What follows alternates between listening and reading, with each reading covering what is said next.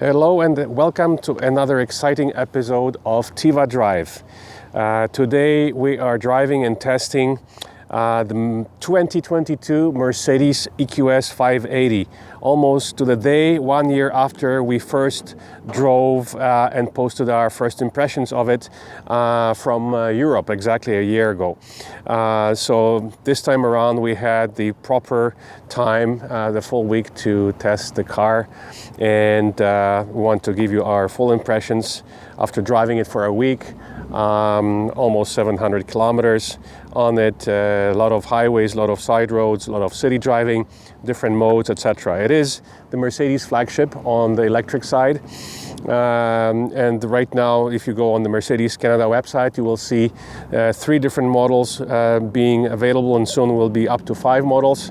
So this EQS 580 starts at 146,000. As you see it here, it's about 164,000. They have just launched the pricing for the EQS SUV, which is basically SUV version of this, and surprisingly enough, it's $10,000 cheaper, so it's 136,000. Why is that? The reason is this car here is made in Germany, where the EQS SUV is made in Alabama in the United States. They also just launched the price of the EQB Mercedes, which starts at 75,000, and that's the all-wheel drive 4MATIC 350 version of the EQB. So this is the first Mercedes we're able to test for you in Canada on a full week basis. We're looking forward to testing the EQS SUV soon, as well as EQB, and then very soon you should be able to see on the Mercedes Canada website also the EQE sedan and EQE SUV, and that's probably the car that might eventually replace, or will be a candidate to replace, our Audi e-tron when the lease ends on our car. So first of all, we wanted to point out to the front end. You have the beautiful LED lights. By the way, those lights, when you turn on and turn off the car, they project little images, so they are definitely the matrix LED headlamps. They project little animated messages in front of you, either on the road, or if you're parked in front of the building, they're projected on the building in front of you. Then you have these beautiful little Mercedes logos all over the front grille, which is a fake grille. This is all one surface. Now, in the some of the videos from Europe, we saw that the Mercedes logo was also illuminated. That's not the case here. Even though the Volkswagen ID4 we were driving, the logo was lit up. So I'm not sure why Mercedes chose. Perhaps it's an option that will be available later. Also with the EQS SUV videos that we saw recently, this logo is lit up. So hopefully Mercedes will agree to lit up the front logo. It would look amazing in our opinion. You have the air inlets here.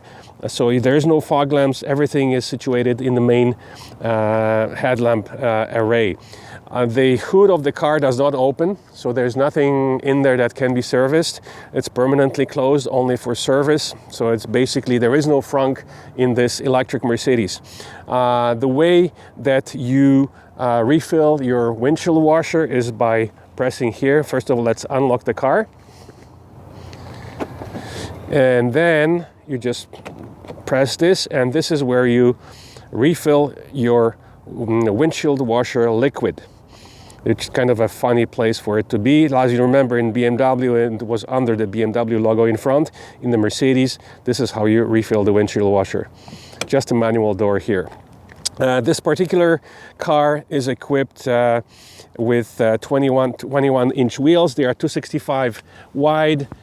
So they are not as wide as our summer rims on the Audi. So as you know, we are running 22-inch and 275 wide rims. Now, this is not actually the flagship product. There is one above that, which is not available in Canada yet, but is the EQS 53 AMG, which is coming. Most likely it'll come as 2023, probably in the beginning of next year, and that one for sure will be equipped with 22-inch rims and wider tires. So we'll report on that as soon as it's officially announced.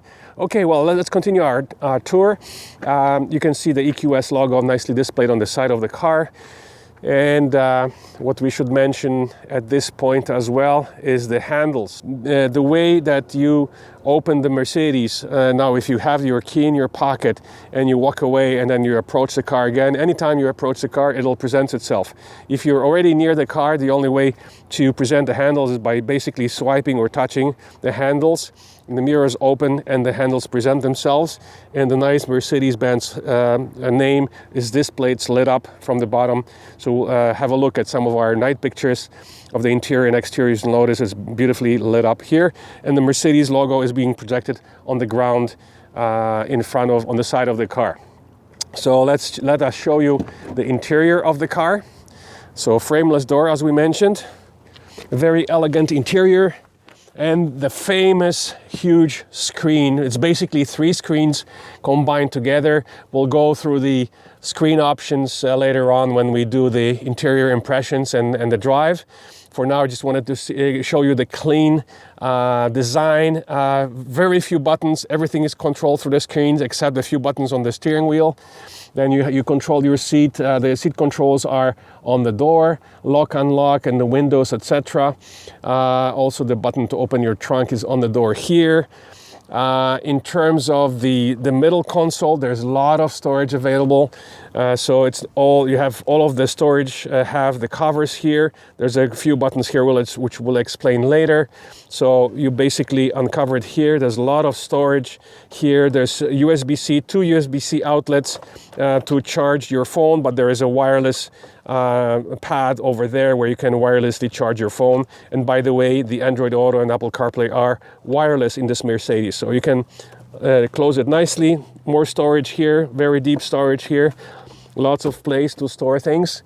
Of course, beautiful opening sunroof, which is what we love, and that's one of the reasons why our next car might be a Mercedes if it's not an Audi, which we love, by the way, is that the Mercedes electric cars offer opening sunroofs, and it's divided into 2 parts, the front part, rear part, and each has a separate blind that closes, and you can tilt it open or you can fully open it. Let's jump in the rear seat and show you the amazing rear seats in this car.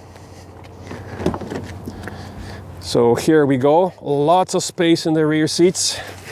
And what makes this different than any other electric car that we tested is the fact that the rear seats are adjustable in terms of the seat back can be adjusted front and back, and it's done exactly just like the front. It can be done via the controls on the door here.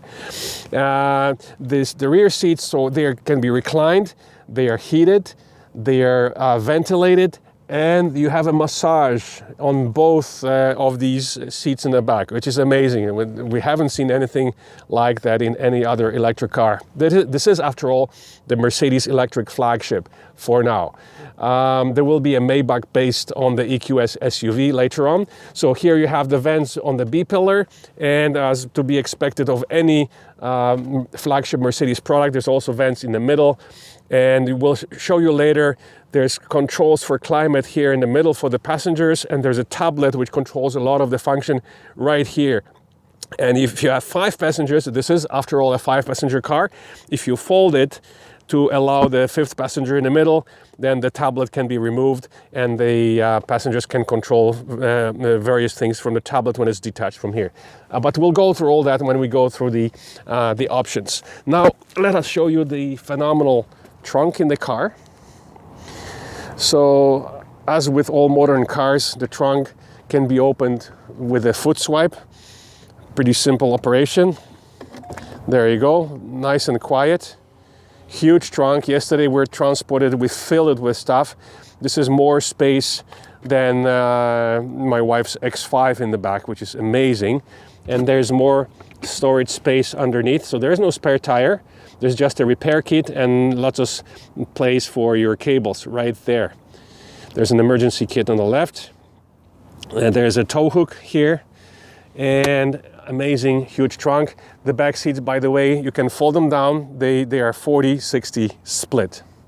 And another thing that we wanted to mention, because we had an issue hitting the hatch because we're both tall guys, and we kept hitting this. My son discovered that this can be pushed much higher, and now no problem hitting the the rear hatch. So that's amazing.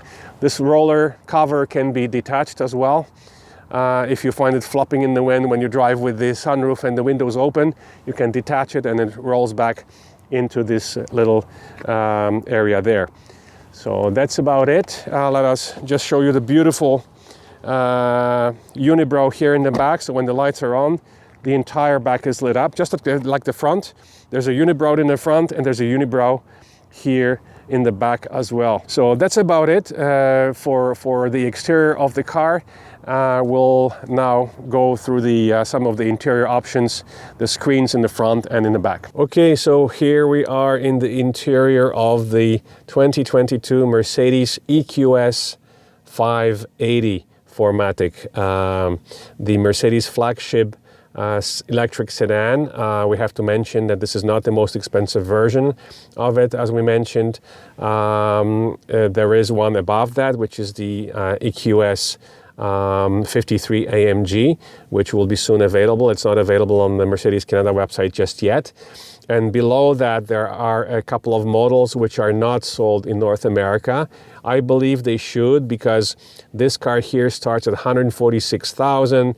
As you see it equipped, it's $164,000. So in Europe, you also have the EQS 450 and 450 Plus in either rear-wheel drive or all-wheel drive versions, and also with either smaller or bigger batteries. So in Europe, you have a choice of the 90 kilowatt-hour battery, which is the one available in the EQE, or the 108 kilowatt-hour battery, which is the one you see in this car here.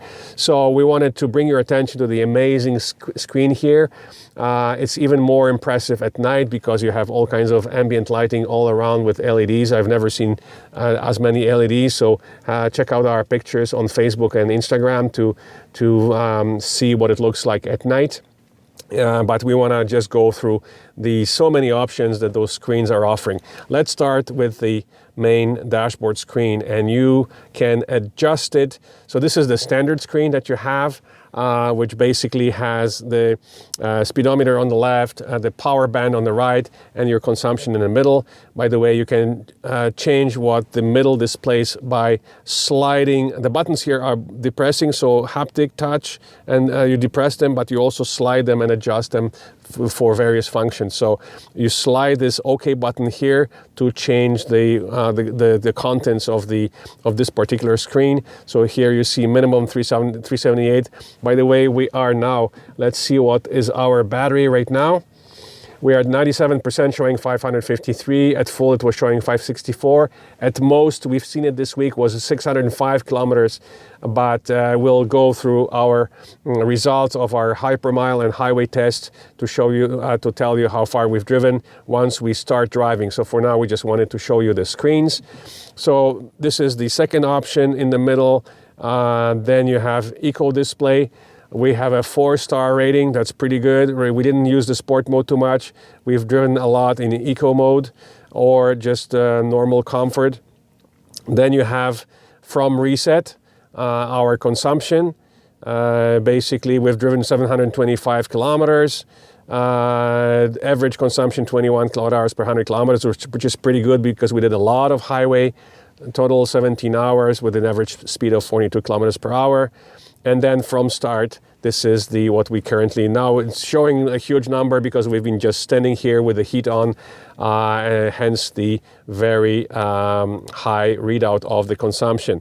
And this is just your kilometers since reset, the trip A, and then the total mileage on the car. And then you can also have this kind of a map in the middle too. Then we have the media display, attention assist display, and back to consumption. So quite a lot of options. Now, this is the standard screen.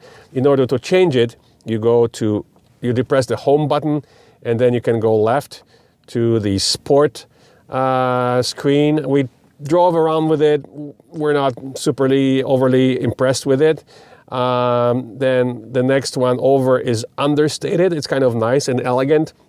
The more of a minimalistic screen, so it shows you the speed and it only displays the speed right above and below yours. As you can see, there's nothing displayed.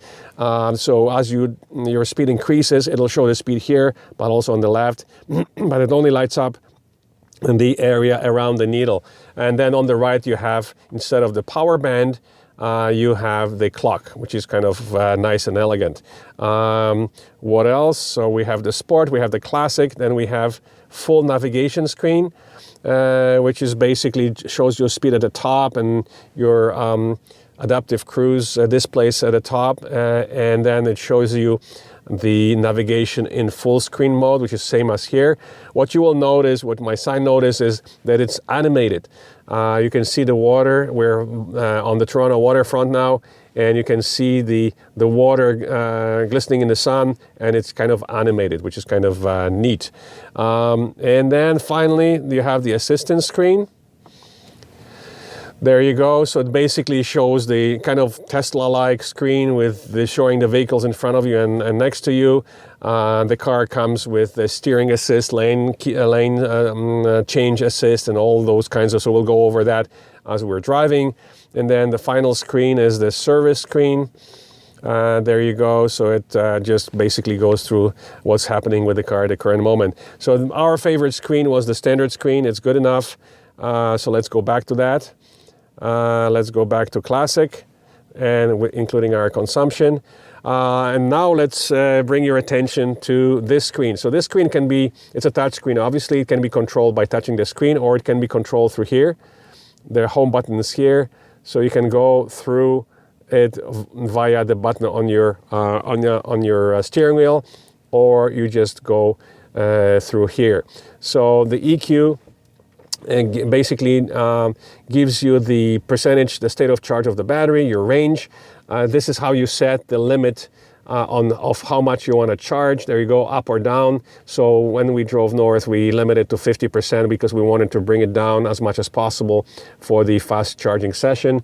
Let's put it back to 100%. You have the eco charging. You can open the socket flap from here. It's spring loaded on the back. It's on in the rear passenger side of the car. Departure times, charging pause, etc., etc. So you have the range. To maximize the range, it tells you what you need to do to maximize the range. And then you have your consumption graphs. You can have 7.5 minutes, 30 minutes, 90 minutes, 3 hours. So there you go. So we usually keep it on 90 minutes during our test. If we go back to that screen, so basically the home screen is here. You have the various apps, you have the settings. Now this is basically your comfort screen, and there's all your adjustments for the massage and the seat heating. So at first I could not find the way to adjust the heat to only the seat back instead of the seat bottom. This is where you do it. All the seat heating and adjustments, heating settings, there you go. So you can heat just, and you go up and down. Seat heating balance, there you go. This is where you can decide whether you want only the back heated or both, or just the bottom. Now, the only thing that I'm not super happy about is the fact that the additional steering heating. So basically, there's no separate button to activate the steering heat. It can only be activated together with the seat heating. So the moment you press the seat heaters on the door here to the left, and there's 3 different levels, it turns on the steering heat at the same time. I would have preferred, and this is a message to Mercedes, please, through software updates, make a button available to separately turn on the steering heat without having to turn on the seat heat. Anyways, that would be logical. Perhaps there's a way, so maybe if any of you know, if there's a way to turn it on separately, please comment on our video to let us know. But so far we haven't found a way to turn on the steering heat separately, which is kind of silly. But anyways, and then of course you have the ambient lighting adjustments. You can have monochrome or multicolor. You can choose any color you want. And of course all kinds of massages, hot relaxing back, shoulders, massage, activating, mobilizing, intensive or non-intensive, both driver and passenger. And as we mentioned, even the rear seats have massage function, which is very rare. So again, heated, cooled, and massaged both front and both back seats. Amazing. So your climate menu is all here. So basically you can go directly to your climate menu by going here, direction of the air, temperature, etc. First row, second row, air quality. Here you have the statistics about the air quality in parts per million. This is a separate option on the option list, the Energizing Air Control Plus. So there you go, it's the exterior is 11 parts per million, interior is 1 parts per million. Good. Microparticles, nitrogen oxides, odors, etc., etc. So it's kind of like the Tesla option, but this is the Mercedes version of it. Let's go back to the home screen. There you have all the settings for the car are here. So again, assistance, vehicle light system info, it's all there. Active line change assist, active steering assist, active departure assist. You have the camera settings, parking settings, of course automatic parking, etc., etc., collision avoidance. And then let's go back to the next button. There are your phone options, radio options, media, this info button, energy flow. There you go. So it's basically your state of charge and the energy flow. And then you have the vehicle. This is as you are driving, it's more animated kind of information about the way you're driving, you know, and kind of a neat display. We haven't really used that particular one. And then you have your Android Auto, which, by the way, Android Auto always starts at the top left. I'm assuming the Apple CarPlay would do the same. So to go back to your Android Auto, you can press at any point in time, you can press the button at the top.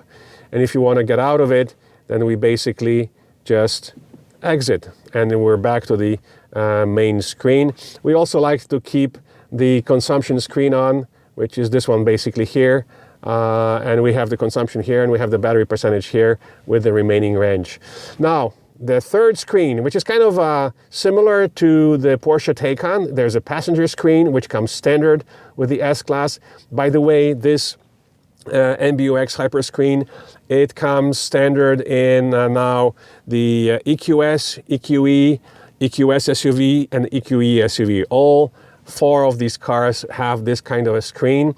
So when the passenger seat is not occupied, the passenger screen stays on, but it only stays on with the compass on it. So the only way to change that, you cannot do it while you're driving and there's nobody here. So only when there's somebody sitting in the seat, in the front passenger seat, they can then do a lot of things on that screen. So they can control climate, entertainment, navigation, etc. But it can only be done when there's actually somebody sitting there. The driver cannot do anything with that screen.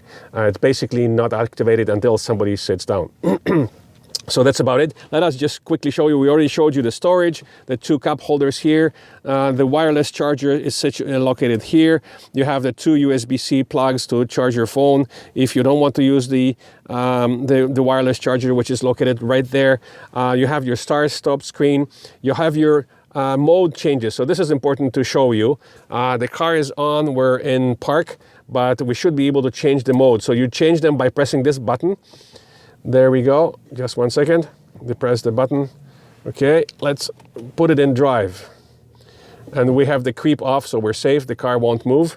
Let's try that screen. Okay, let's go back to main screen and now press the change modes. Just 1 second. There we go.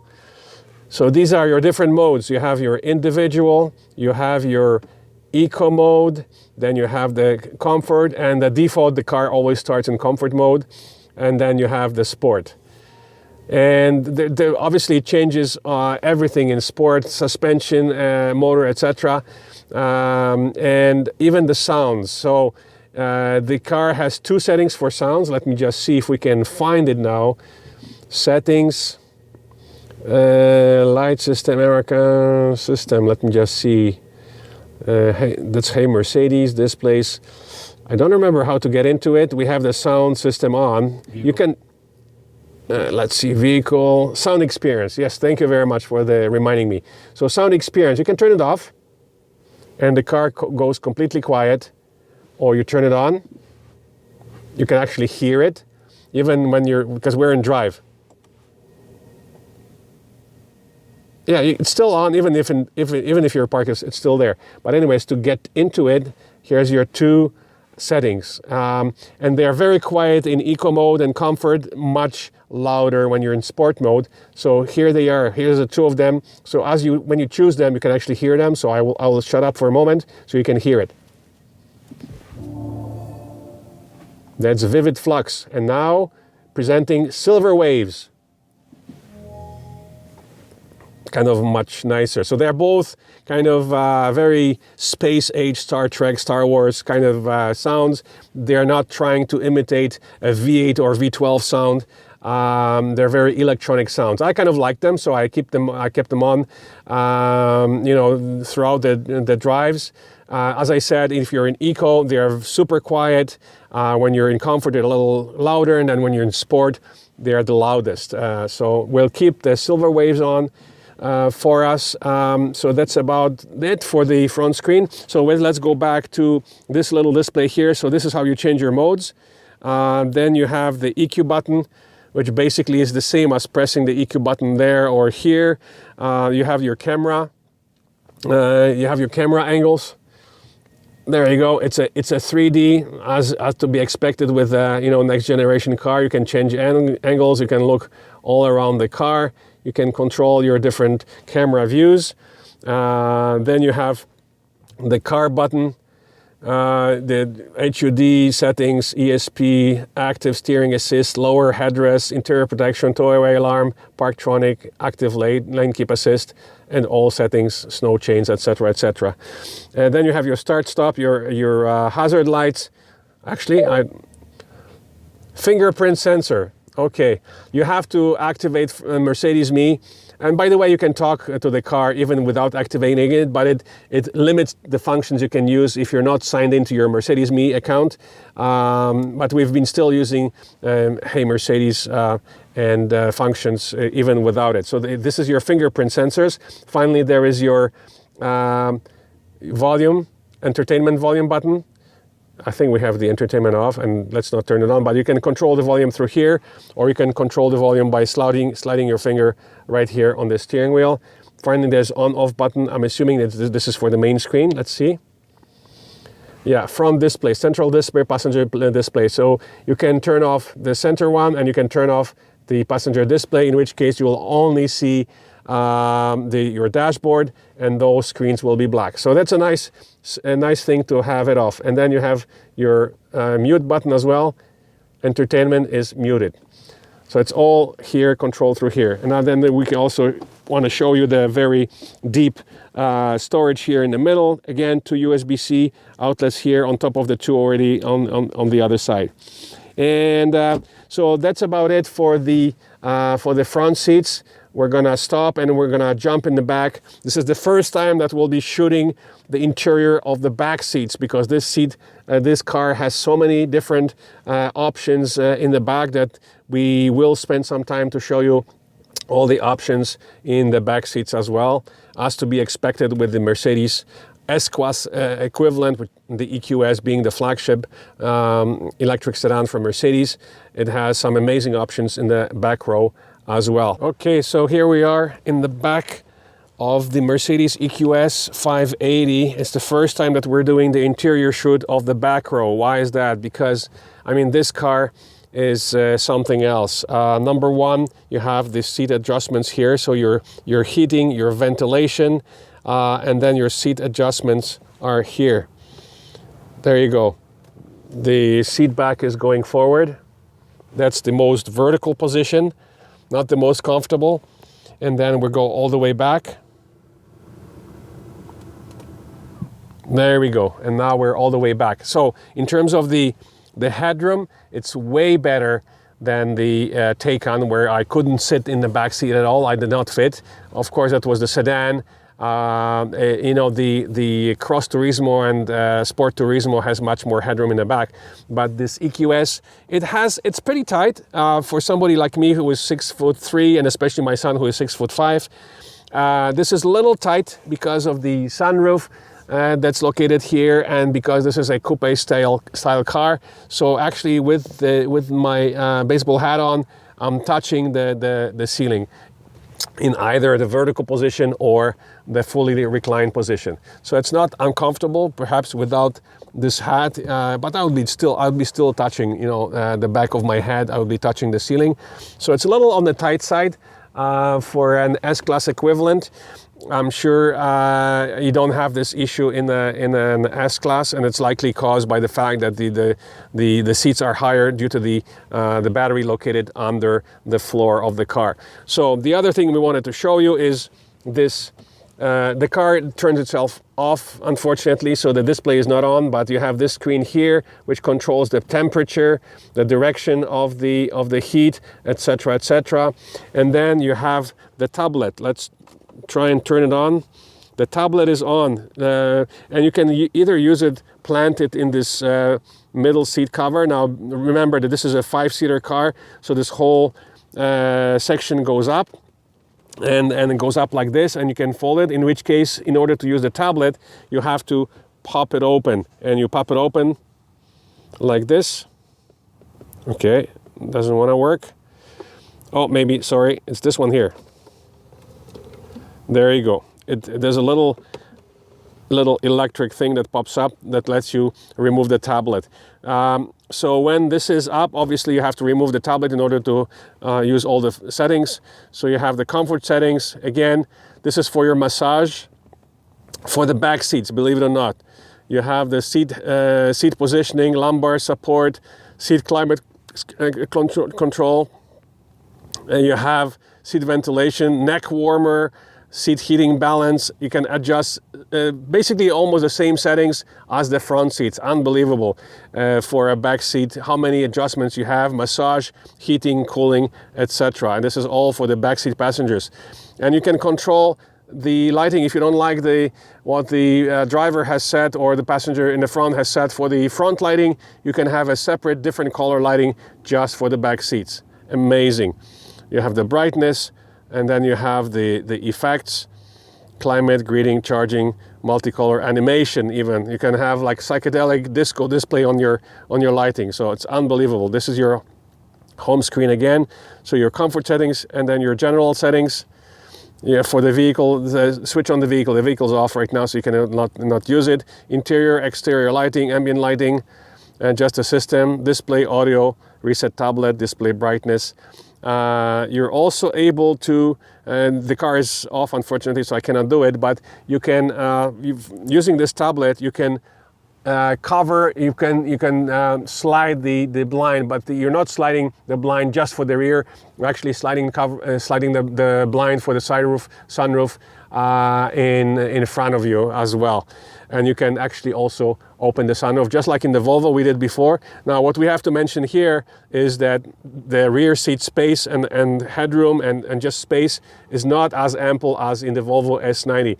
So we praise the Volvo S90 for the rear seat space, which is exceptional. It's the long version, but it's still decent here for both the legs. Headroom is a little tight for me. For a tall person, it might be a little tight, but there's just the amount of adjustments you can do both through these buttons here and then through the tablet is amazing. Again, heating, cooling, and massage all can be done here in the back row. Just outstanding.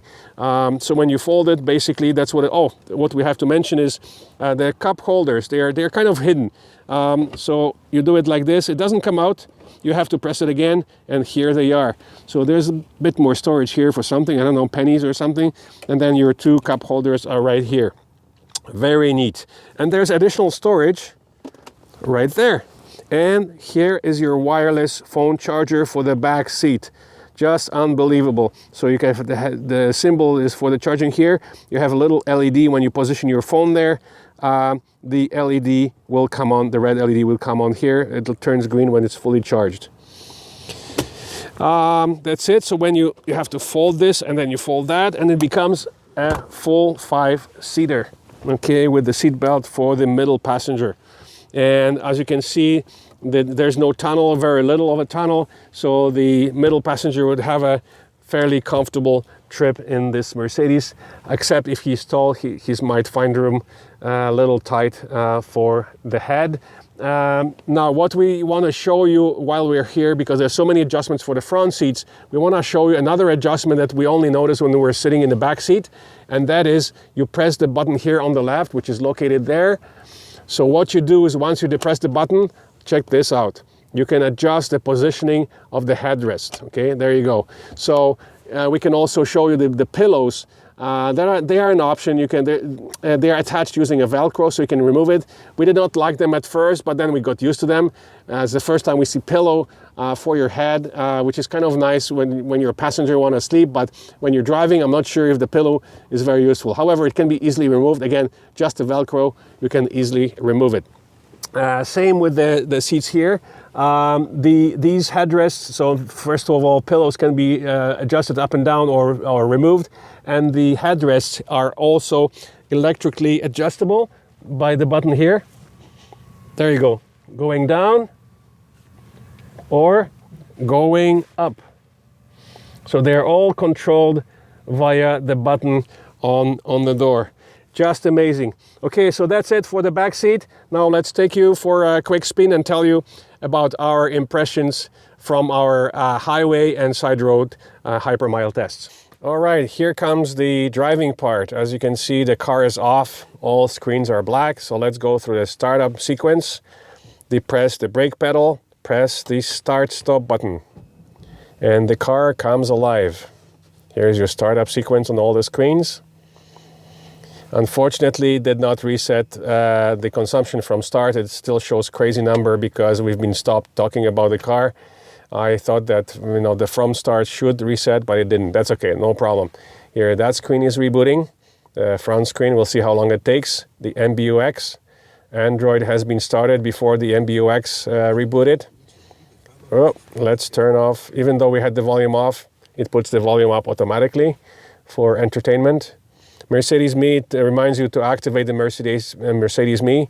That this way you'll get that all the functions. Otherwise, you press skip, and the screen should come on. Welcome, thank you, and there we go. So it just rebooted. So it takes a little while, a few seconds.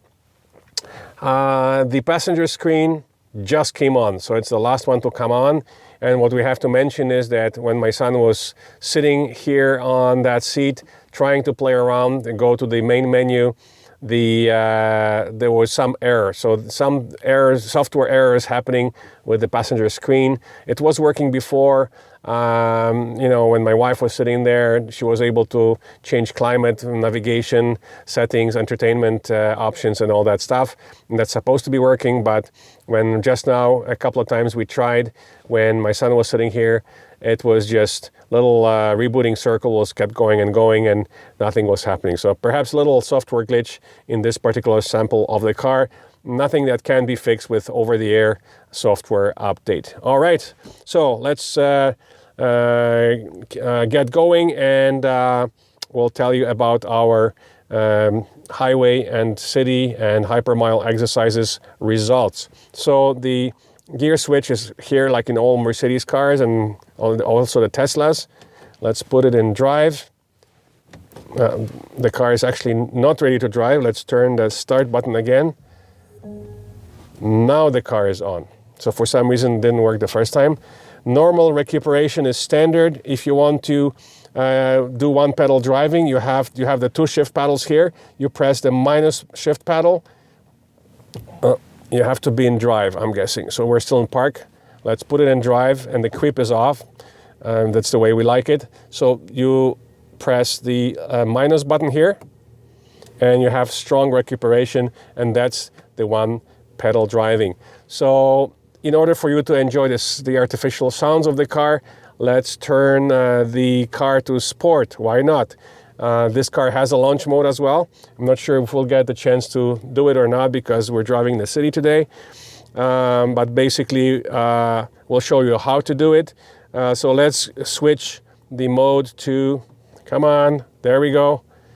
No, I'm not doing entertainment value. Let's turn it to sport. There you go. This way the sounds will be the loudest. So we're in drive, and you have the sport mode showing here. The car is ready to drive. Now, if we were in a safe place to demonstrate the launch mode, just like with all the other launch modes, basically you do it by depressing the brake pedal and then flooring the gas pedal. There you go. You can see the car is sitting down. You're at 100%. So we would launch it and we would get the full effect of the 516 horses launching the car at 4.3 seconds from 0 to 100. Not as impressive as some of the cars we drove previously, like the GV60 Performance or the iX60M, which both have sub 4 second acceleration. In order to get that in an EQS, you have to go with an EQS 53 AMG, which also enjoys sub 4 second acceleration. But still, 4.3 is pretty good for a large sedan like this. We wanted originally to compare it. The plan was to shoot this video, actually I could do a comparison with the Tesla Model S. Unfortunately, our friend's Tesla Model S Plaid got into an accident. We couldn't do it. Then we tried to position it next to an Audi e-tron GT, which is priced similarly with similar specs, similar horsepower, but the e-tron GT is a much smaller car, just like a Taycan. It's a much smaller car. It's a sports sedan. Shouldn't be compared with an EQS, which is a luxury sedan. So we decided to just do a standalone video, and here we are. Let's go for a ride. Okay, we have the climate on at 19. What we may want to do here, we want to demonstrate how the verbal commands work in this car. So we're going to use some verbal commands, and you activate them by saying, "Hey Mercedes, how can I help? Turn on rear passenger seat cooling." I'm switching on the rear seat ventilation. And here we go. It's actually quite noisy because it's at the max cooling right now. So our cameraman in the back, my son Paul Jr., is getting some major seat cooling in the back going on. The seat cooling is on, and he can turn it off manually. So he can only turn off his seat, and then he can manually turn off the other seat. So it's kind of cool. So you can do a lot of stuff. In order to use online functions of the voice system, please check your Mercedes Me settings. So the car is reminding us that basically in order to use all the functions of the verbal commands, you have to be signed into your Mercedes Me account. So we're not, but we're still able to use some basic verbal commands, which is great. So here we are. Let's see how good the car is. So the car is equipped with adaptive cruise with auto steer. You turn it on by pressing these two buttons. So on to activate and set. Now we're set at the speed limit here for the area. I can do maybe here we go. We can go 10 above. And the steering, auto steer is on, adaptive cruise is on. So the car, just like most of the other electric cars, the auto steer will remind you to keep your hands on the steering wheel. It's slowing down pretty aggressively. There we go. It stopped all by itself. If you don't keep your hands on the wheel, within a few seconds, it's going to send you a reminder, both visual and audible, that you have to keep your hands on the wheel. Once you have your hands on the wheel, it does a pretty good job with auto steer, but again, just like with all the other auto steer systems, if you're going, at higher speeds around very tight bends, it may go over the yellow line. So it's not a 100% perfect system, but it's very helpful when you're on long trips. And here we go. So there's no stop and go function. So in order to get off after stop at the red light, you have to tap the accelerator pedal. Some of the other systems we tested will restart by themselves within reason. If you're stopped for like 5 minutes, obviously it will not. But at an average red light, they will restart themselves. Here in the Mercedes, you have to tap the accelerator pedal. This is a perfect highway cruiser. It's built for the Autobahn. With the seat cooling, seat heating, massage for all 4 seats. And now we should tell you about the results of our test. So we started with the highway test. We drove this car to Niagara, about 120 kilometers each way, and back, and then we drove it to our lake house and back. We used both, and we basically drove entirely in eco mode to try and stretch those miles as much as we could. And so on the highway, and as you know, we never drive on the right lane. We tend to drive middle to left lane speeds to keep up with the traffic in middle to left lanes, being able to pass the semis. So with the heat was on, and the temperature this week was in the morning started below 10, and in the afternoon was low teens. So the consumption on both in the Niagara trip and trip to the lake house was just over 20, which is pretty good, knowing that we were able to follow traffic with the climate on, actually with the seat heat on, steering heat on, and even the massage. We kept the massage. The massage lasts about 5 to 10 minutes, then it turns itself off. But still, with all of that going, and going middle to left lane speeds, we were able to achieve a result of 20.5 more or less, which gives this car about 520 kilometer range on the highway. That's very, very decent. We were hoping that we would reach 600, but it can be done, but not on the highway. Or perhaps if you take your speed down to about 110 without the climate, then it should work. Now, the interesting thing about our tests, there we go. As soon as you push it harder in sport mode, the sounds come on. So the interesting thing was, we tried to do the hypermile test, which we do as always. So let's resume our speed, we're resumed at exactly the speed limit. It's a very foggy day today. Wow, super foggy. Sun is barely getting through. So the hypermile test, which we conducted as usual, from Midland to Barrie, using the side roads, maximum about 90 kilometers per hour with the climate on.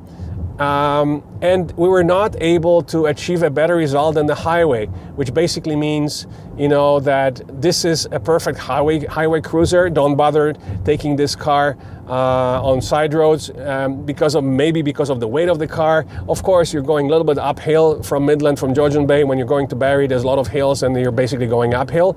But still, the result was not any better than using the highway. So this car loves highway speeds. It's very efficient on the highway, so it's a perfect highway cruiser, very comfortable highway cruiser. I wish we could take this car from across the country. Maybe one day we will get the chance to take this car, or maybe one of its SUV versions, coast to coast, would be nice to do one day. But this car is an amazing highway cruiser. The auto steering system works very well, like you can see right now. I can try and leave it off. Okay, we're passing a fire truck stops, and maybe let's not do that.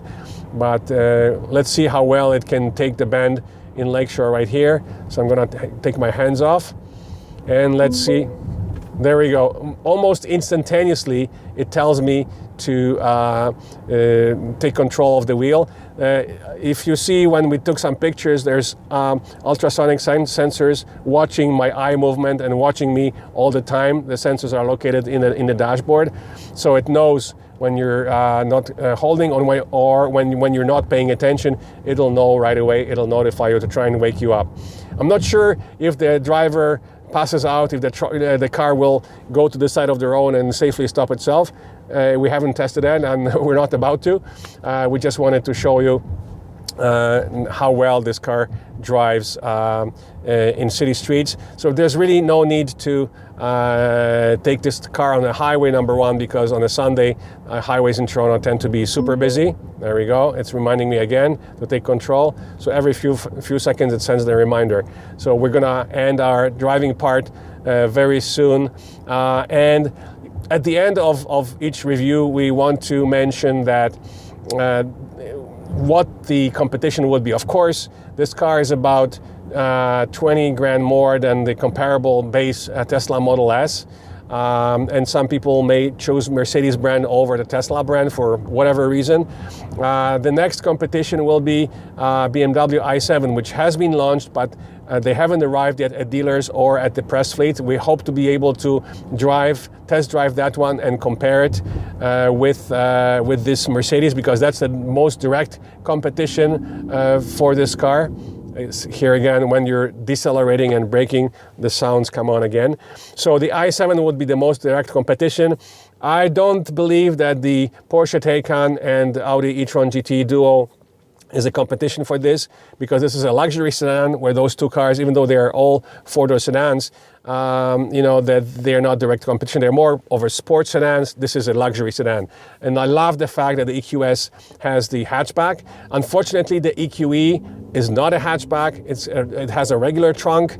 But for those people who want the hatch in the back, they will have the option of getting for either EQS SUV or the EQE SUV, both of which are arriving shortly, and we look forward to reviewing those for you very shortly. So thanks again for watching. If you have any questions about this car or our test, do not hesitate to comment under our YouTube video. We'll do our best to answer all of your questions.